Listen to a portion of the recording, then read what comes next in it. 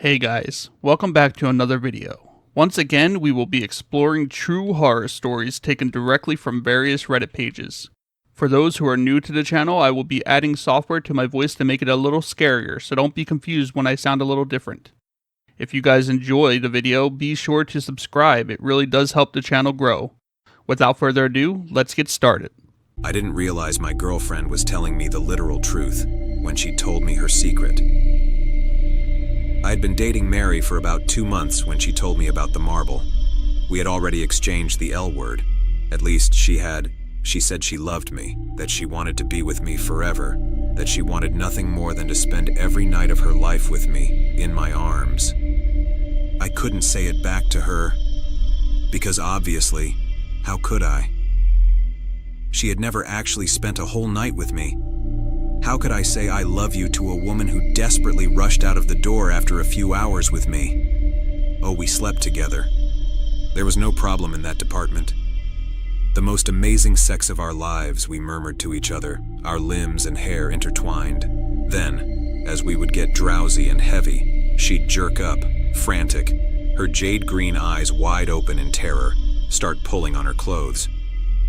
"Mary, come back," I'd beg. "Sweetheart, where are you going? Stay with me." She'd kiss me. "No, I can't. I have to go home. I can't sleep over. I told you so." "But why? You said you don't have kids or husband?"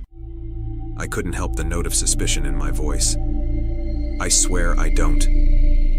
She would kiss me deeply. "I just can't sleep over. It's nothing bad, I swear. I have to go." And she'd leave. I believed her. And eventually, after she told me she loved me, she swore me to secrecy and told me the real reason why she wouldn't stay. Sitting close to me, snuggling up, she said, "Fareed, please believe me. I turn into marble when I fall asleep." I smiled kindly. "Okay, Mary, whatever." "No, I'm serious. I turn to actual stone when I sleep. It started happening after an old boyfriend of mine."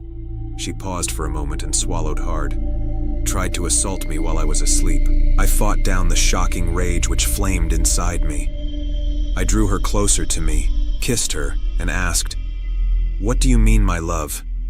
Tears spilled out of her eyes. I don't know why. I've researched. I've never dared tell anyone. At first it was cool. Then, that's how I knew. I started dating again, and it happened the first night I slept over with the new boyfriend. Barry. I was wakened by his screaming. He was screaming, staring at me. I had turned into a marble statue when asleep, and as I wake up, I turn back to normal human flesh. I shook my head. I didn't understand what she was talking about, but I realized it was some sort of trial of our love. I didn't need to understand. I kissed her trembling lips. "Listen, Mary, I don't care about that, okay? You could turn into a frog when you fall asleep and I would still love you." Her eyes lit up. "Oh, Fareed," she sighed. "You've never told me you love me before." I kissed her again. "I haven't? How remiss of me. I'm telling you now. I love you, Mary." She started crying. I thought it was from joy, but thinking back to that night, I realized it was from relief. You don't understand," she sobbed. "How terrified I was of losing you. I love you so much. And the sleeping thing, I've never slept over with a man since Barry. He killed himself. He couldn't handle seeing me turn into marble. It wasn't my fault. He already had issues." I stroked her jet black hair. Shh. "You don't have to talk about it." But she continued sobbing and talking. No, I ruined all my relationships because I couldn't sleep over with anyone. They all said they didn't mind at first. Then they grew suspicious like you just did. Thought I must be cheating on someone. And then I heard you sounding the same. I couldn't bear it. So I'm telling you, it's just because I turn into marble when I fall asleep. I've filmed myself. It starts from my legs, and then the marble comes all the way up. And then when I wake up, it's reversed. From the top of my head going down, I turn back into human. I wanted her to stop talking about the marble and Barry and the other men she'd slept with before me. I held her closely, kissed her face, which was wet with tears. Please, Mary. Please, it's okay. I believe you. I didn't mean to sound suspicious. I'm sorry. Stay over with me tonight, please. I don't care about the marble. Her sobs gradually faded, and she clung to me. Soon enough, our embrace changed from solace and comfort to passion. Our time together was the most joyful we had ever had.